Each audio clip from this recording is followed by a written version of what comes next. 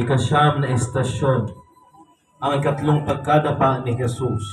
Sinasamba at pinupuri ka namin, O Kristo. Pagbasa mula sa aklat ni Propeta Habakuk. Hindi ba't ikaw ay walang hanggan, O Yahweh, Diyos na kabanal-banalan at walang kamatayan? Itinalaga mo ang mga taga-Babilonya upang kami ay parusahan. O batong matibay, inilagay mo sila upang kami pahirapan. Ikaw ay banal, ayaw mong tumingin sa kasamaan. Hindi mo matatagalang tingnan ang kalikuan. Bakit mo pinapayagan ang mga taksil? Bakit mo pinababayaang apihin ang mga taong higit na matuwid kaysa kanila? At ito ang tugon ni Yahweh. Isulat mo ang pangitain. Isulat mong malinaw sa mga tapyas ng bato upang madaling mabasa at ibalita sa lahat. Sapagkat hindi pa dumarating ang taktang panahon upang maganap ang pangitain. Mabilis na dumarating ang wakas, hindi ito maliliban. Ngunit tiyak na magaganap kung ito man ay nagtatagal. Ang salita ng Diyos. Salamat sa Diyos.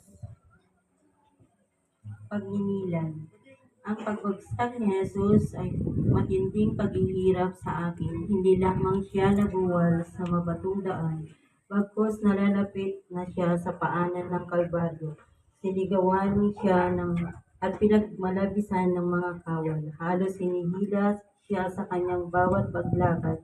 Labis akong kinabahan nang maisip ko ang susunod nilang gagawin sa aking anak. Ngunit alam ko na dapat itong maisakatuparan, kaya tahimik ko siyang sinundan.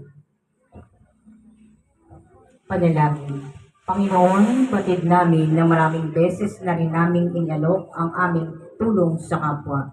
Ngunit sa tuwang kami ay nawawalan na ng kaluwagan at kaginhawaan. Agad naming itinitigil ang aming paglinga. Tulungan mo kami, Panginoon, na tularan ang iyong ina, si Maria, at huwag isara ang aming mga kamay sa pagsuporta sa mga nangangailangan nito. Turuan mo kaming tumahak sa iyong daan ng krus. Amen. Ama namin, sumasilangit ka, sambahin ang ngalan mo, mapasa amin ang kaharian mo, sundin ang loob mo dito sa lupa para lang sa langit.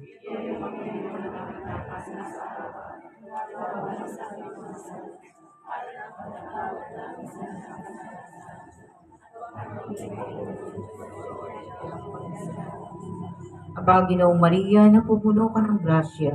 Ang Panginoon Diyos ay sumasa iyo.